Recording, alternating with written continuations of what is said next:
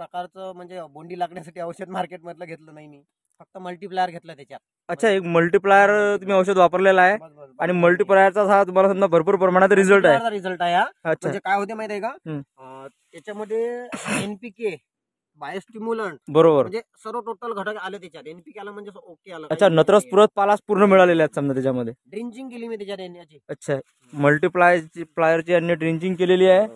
Plot तुम्ही शेतकरी मित्रांनो बघू शकता, खूप चांगल्या दर्जाची क्वालिटीची हे सध्या कपाशी आहे.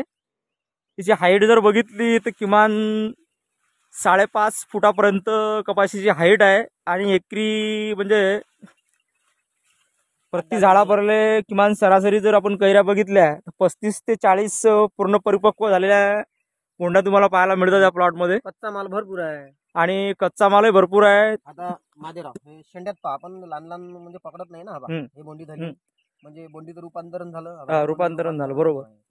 तरी फवारा नाही आहे, पण आता याच्या 4-5 दिवसात फवारा असं म्हणजे साधा फवारा घेतो स्प्रे. बरोबर आहे. अशी एक यांचा एकत्रित हा 4 एकराचा प्लॉट आहे.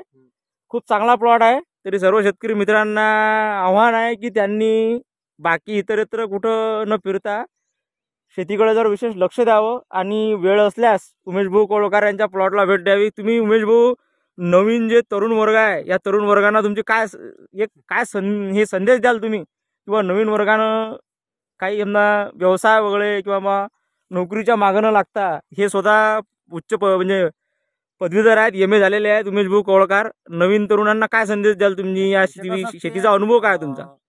आता हे बघा, मी तर शिकलोच बरोबर, माझ्याकडे अनुभव नाहीच आहे. 2 वर्ष झाले कोरोनापासून आलो मी जॉबला होतो मुंबईला. बर, ठीक आहे. तर त्याच्यात कसं आहे, माझं म्हणणं असंच आहे, तुम्ही जे क्षेत्र निवडलं ना त्या क्षेत्राला तुम्ही 100% द्या. बरोबर, पूर्ण 100% द्या लागतात. बरोबर. 90% चालत नाही यात. म्हणजे त्या क्षेत्रात तुम्हाला निवडून परफेक्ट काम नियोजन हे करावं लागते. बरोबर. तुमचं प्रायव्हेट क्षेत्र असो, सरकारी असो किंवा मग शेती असो, कुठल्याही क्षेत्रात व्यवसाय कोणता असो, 100% तुम्हाला द्यावं लागतील. त्याच वेळेस तुम्हाला तिथून 100% भेटतात, नाही तर काहीच नाही आहे. बरोबर. मग काय शेती करतो प्लस व्यवसाय करतो किंवा जॉब करतो हे नाही, एक कोणताही करावं लागेल. एका क्षेत्रात तुम्हाला उतरावं लागेल, ते क्षेत्र तुम्हाला पूर्ण पुढे नेतेच 100% तुम्हाला त्याच्यात यश भेटते, हे मी सांगतो. आता माझी सुरुवात आहे, पाहू आता पुढे काय होते. मी तर 100% शिक्षण दिलं सोडून जॉबच्या नादी नाही आहे. शेतीत हे आपल्याला 100% पोट भरते.